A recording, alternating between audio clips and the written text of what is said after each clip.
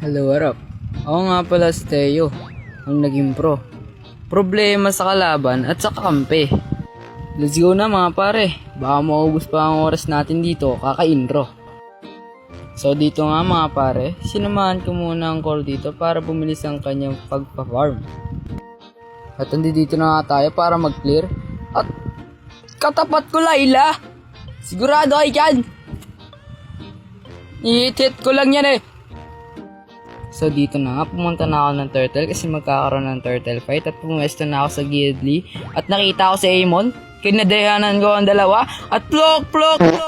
Patay ka sa akin, isa pa. Yun lang, nakuha ng iba.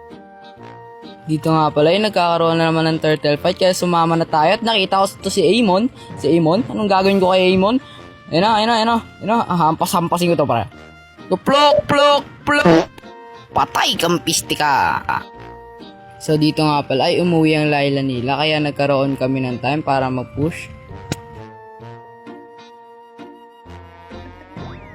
So dito nga pala ay nakita ko si Layla kaya mabibigyan ko siya ng magandang hampasan sa ulo ng kadena. Alright!